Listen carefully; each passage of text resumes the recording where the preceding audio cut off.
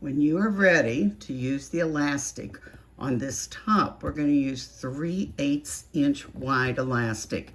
I like cotton elastic because it stretches just a little bit easier.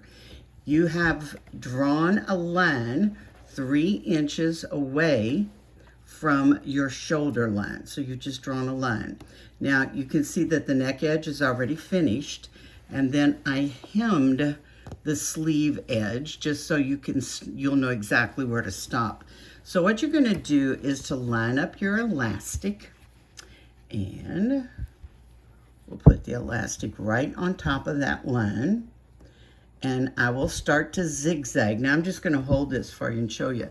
And then what you're going to do is you're going to pull the elastic while you are zigzagging. And what it will do is to gather up that edge and give you a really pretty top. That's it.